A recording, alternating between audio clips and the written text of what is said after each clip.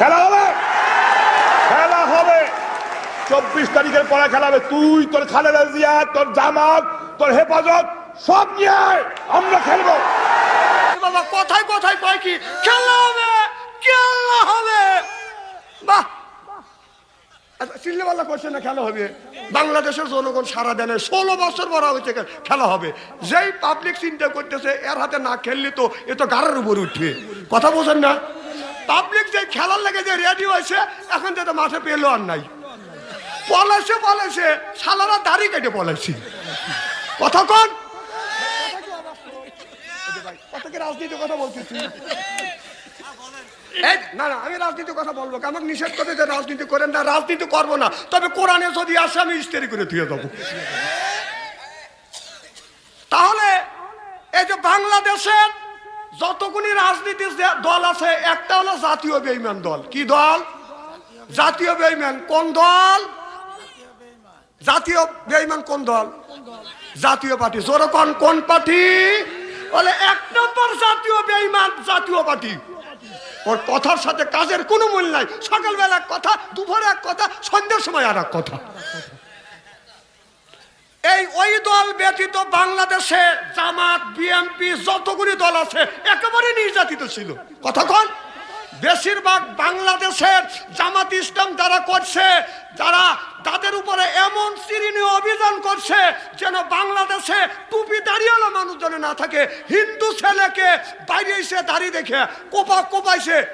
তো বলতেছে ভাই আমি মুসলমান না, আমি হিন্দু। তাও মানে নাই না তুই জামাত শিবির করতে পারিস। কারণ ওর দাঁড়িয়ে দোষটা এলো একটা। তাহলে জামাতের উপরে এত আলেম ওলামার উপরে এত নির্যাতন করছে, কোন আলেম কি দাড়ি কেটে পলাইছে? কথা কন না কে? তোমরাই বলো খেলা হবে। যে বাংলাদেশের জনগণ যখন খেলা করবার জন্য দাঁড়াইছে এখন দাড়ি কেটে পলাইছে। কত লোক যাবার দাড়ি রাখছে, এখন দাড়ি রেখে আল্লাহ আল্লাহ হাঁটছে। শোনেন, ডাক্তার ইন্নুস যতদিন আছে একদিন খালি দোয়া ইন্নুস পড়তে থাকো। ডাক্তার ইন্নুস যতদিন আছে একদিন দোয়া ইন্নুস পড়তে থাকো। যদি এই দেশে কোনোদিন নির্বাচিত সরকার আছে, যদি ইটের ডেল দিয়ে থাকো পাথরের ডেল খাওয়া লাগবে। তাহলে বোঝা গেল ওদের দাড়ি মানুষকে দেখানোর জন্য ধোকা দেওয়া দাড়ি। কথা কন। আবার আমাদের দলের লোক নামাজ পড়ে না। না, তোমাদের দলের লোক নামাজ পড়ে না, অস্বীকার কে করে? ইহুদিরা কি নামাজ পড়ে না? কথা কন। আরে ইহুদিরাও দাড়ি রাখে, ইহুদিরাও নামাজ পড়ে। তোদের নামাজ, তোদের দাড়ি আর ইহুদিদের দাড়ির মধ্যে আমি কোনো কম বেশ পাই না। খেলা শুরু করলে না দাড়ি কেটে বলাইছে, তা আমাদের ধরা খাওয়া গেল। আল্লাহ বললেন ওয়াজআলনা লিল মুত্তাকিনা ইমামা, একটা নেককার পরহেজগার ইমাম বানাও। এ কথা কার? মেম্বার ভাই শুনতেছেন? আল্লাহ বলতেছে ওয়াজআলনা লিল মুত্তাকিনা ইমামা। এ কথা কার? আল্লাহর। আল্লাহ বললো একটা ইমাম বানাও। সেই ইমামটা কি আমি একটু ব্যাখ্যা করি। সেই ইমামটা হলো ওয়ার্ডের ইমাম, সেইটা হলো মেম্বার, সেইটা হলো ইউনিয়নের ইমাম, সেইটা হলো বাজান চেয়ারম্যান, সেইটা হলো বাজান আপনার থানার ইমাম, সেইটা হলো বাজান এমপি, সেইটা হলো আপনার দেশের ইমাম, সেইটা হলো প্রধানমন্ত্রী। ওয়াজআলনা লিল মুত্তাকিনা ইমামা। সিল্লাকান আল্লাহু আকবার। তাহলে এটা কি রাজনীতি হলো? তাহলে আল্লাহ বললো যে তোমরা একটা ইমাম বানো, সেটা হলো আপনার ওয়ার্ডের ইমাম, ইউনিয়নের ইমাম, থানার ইমাম, আপনার রাষ্ট্র ইমাম। 16টা বছর সেই ইমাম বানাইতে পারি নেই, 16 বছর বানাইতে পারি নেই। দিনের ভোট রাইতে হয়ে গেছে। কথা কও না, এটা কি রাজনীতি হলো? হ্যাঁ, মেম্বার ভাই কোথায় যে রাজনীতি করেন না, এদিন আমি রাজনীতি করবো না। তাহলে এটা কি রাজনীতি হলো? কথা কার? আল্লাহ। তাহলে আল্লাহ বললো তোমরা ইমাম বানাও। সেই ইমামটাকে বাংলাদেশের জনগণকে সঠিক ইমাম বানাতে দাও নাই। রাতের ভোট দিনের বেলায়, দিনের ভোট রাতের বেলা মারিয়ে নিছে। আমাদের এলাকায় এক মুরব্বী মানুষ ভোট দিবে দেবে। আমি কইলাম চাচা কই যাও? বাবু জীবনে শেষ ভোট দিয়ে আসি। হাঁটতে পারে না, লাঠি হাতে করে গেছে। গেছে আর কয় ও চাচা তোমার ভোট হয়ে গেছে। কয় ক কি বাপু? হ্যাঁ হয়ে গেছে, রাইতেই হয়ে গেছে। কে রে বাবু রে, জীবন ভরা ভোট দিছি, দিনে ভোট রাইতে হয়। কাহে এ ভোট, এ সরকার থাকলে ভোট দিনের ভোট রাইতেই হয়। তো বলতেছে বাড়ির যা চাষি আমাকে বললেন, চাষি আম্মাও জানি আসে না। কয় কে? কয় চাষির ভোটও হয়ে গেছে। কয় কও কি বাবু? তোমার চাষি 6 মাস আগে মরিয়ে গেছে, আচ্ছা ভোট দিয়ে গেল, সেটা দেখা করলো না। এই কয় চাষা অভিষিকুর। তখন জনগণ কান্দাকাটি করতেছে, বুড়ো মানুষ, চাচা কি হয়েছে? কয় না বাবু তোমরা বিচার করতে পারবে না, অনেক মানুষকে কয় বিচার দেবো। এদিকে পুলিশ বাসি ভু করতেছে, হরা বিচার। বাবা কি হয়েছে?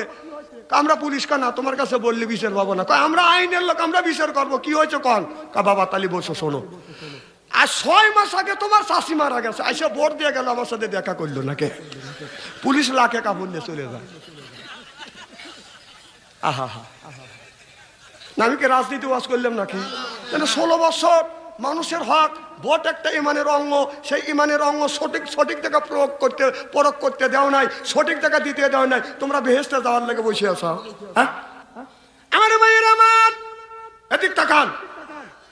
আল্লাহর নবীর কাছে যখন আল্লাহ কোরআনের আয়াত নাযিল করলেন, মুহাম্মদ হাই গিবনা গোপ্তা টানা গোপ্তা জিবরাইল হাই গিবনা গোপ্তা টানা গোপ্তা রব্বুল জলিল, জোরকান আল্লাহু আকবার। আমার নবীর কাছে যখন কোরআনের আয়াত নাযিল করলেন, আল্লাহ যখন বললেন নবী গো এই কোরআনের আয়াত মানুষের কাছে দাওয়াত দাও, আমার নবী যখন কলমার দাওয়াত দেয়, আর মানুষেরা এই কোরআনের মাধুর্য, কোরআনের যে তাম্বুর্য, কোরআনের যে বাসন, এইগুলি শুনিয়া শুনিয়া মানুষ বাজান মুগ্ধ হয়েছে, কলমা পরে মানুষ মুসলমান হয়ে যাচ্ছে। আবু জেহেল চিন্তা করলো এইভাবে মুহাম্মদ সাল্লাল্লাহু আলাইহি সাল্লামকে যদি ফ্রি ময়দানে ছাড়িয়ে দেওয়া যায়, আর যদি প্রতিবাদ না করা যায়, একদিন 2 দিন এইভাবে করতে করতে এই আপনার এই মদিনার জমিনে মক্কার মাটিতে কলমার পতাকা আকাশে উড়িবে। চিল্লাকান আল্লাহু আকবার। আবু জেহেল বলল এই মুহাম্মদ যেই জায়গা কোরআনের দাওয়াত দিবে ওই জায়গা হট্ট গন্ডগোল তৈরি করো। আবু জেহেল বলল মুহাম্মদ সাল্লাল্লাহু আলাইহি সাল্লামকে আঘাত করো, কোরআনের প্রচার যেন করতে না পারে।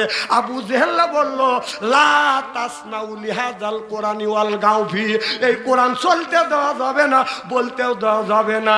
আবু জেহেল বলেছিল চলতেও দেওয়া যাবে না, বলতেও দেওয়া যাবে না। আল্লাহ এই কথাটা কোরআনের মধ্যে বলেছে। ভাই শুনেন, আল্লাহ বলল লা তাসমাউ লিহাযাল কোরআনি ওয়াল গাউফি, কথা কার? আল্লাহর। আল্লাহ এই কথাটা রেকর্ড করে জমিনের মধ্যে, কোরআনের মধ্যে আল্লাহ লিপিবদ্ধ করে রাখছে। আবু জেহেল বলেছে কোরআন চলতেও দেওয়া যাবে না, পড়তেও দেওয়া যাবে না, বলতেও দেওয়া যাবে না। আপনার 16টা বছর আবু জেহেল যেমন কোরআন শরীফ পড়তেও দেয় নাই, বলতেও দেয় নাই, 16টা বছর এই বাংলার জমিনে কোরআনের কথা, কোরআন পড়তেও দেয় নাই, বলতেও দেয় নাই। যেরকম ঠিক কিনা? কোরআনের মাহফিলে এসে বাধা দিয়ে দিয়ে মাহফিল ভাঙে দিছে। এ স্বভাব কার? আবু জেহেলের। না না, এই আয়াতটা আমি বানাইলাম না, আল্লাহ আমার উপরে নাযিল করলো। মেম্বার ভাই, তাহলে আল্লাহ যদি কোরআনের মধ্যে রাজনীতি আয়াত বলে থাকে তাহলে আমি যদি বললি দোষ আছে? ও না, আমাকে নরম পাও। হ্যাঁ, 16টা বছরের মধ্যে জেল আল্লাহ বহুত খাটাইছে, সেঞ্চুরি করছি। আমি জীবনে ইলেকশনে দাঁড়াবো না, আমাকে ধরে ধরে নিয়ে ঢুকেছি। হা হা, সবচেয়ে আমার কষ্ট লাগছে, আমার আম্মা 112 বছর পর্যন্ত এই জমিনে জীবিত ছিল। 112 বছর পর্যন্ত জীবিত ছিল এই জমিনে। আমি মনে হয় সন্ত্রাসী করছি, চুরি করছি, আল্লাহর কোরআনের কথাই জমিনে দাওয়াত দিছি। সুবহানাল্লাহ, এটা জোরে কর। আমার দুঃখ লাগছে, জেলের মধ্যে ডুবেছে, আমার দুঃখ লাগে নাই। যেদিন আমার ওই বুড়ো মা যখন জানলা দিয়ে আপনার জেল গেটের দরজার কাছে যা বলছে বেটা তুমি কেমন আছো, তখন আসমান ভেঙে আমার মাথার উপরে পড়ছে। যে কথা আমি বলবো না, তুমি বলবে তুই কি জেল খাচ্ছিস? সকালবেলা সন্ধ্যার সময় বিবি বা বাচ্চা কথা বিদায় নিয়ে মাহফিলে যাচ্ছি, যাওয়ার সাথে সাথে কয় আরেস কে শ্বশুর বাড়ি যাওয়া লাগবে, কথা কয় না। বাবা লিয়া কারাগারে ঢুকেছে, মানে বসে কি করবো, বসে আল্লাহ আল্লাহ করছি, আর যা দিছে তাই খাইছি। আরে ভাই, তাহলে যে লোকটা জেল খাটে, যে লোকটা কষ্ট পায়, ওই কষ্টের আমি যদি কষ্ট, চাচা যদি কষ্ট করে, ভাই যদি কষ্ট করে, যদি জেল খাটে, এই গপ্প ভাই করবে না আমি করব? কথা কয় না। তাহলে বাইরের কষ্টের কথা মনে হবে না?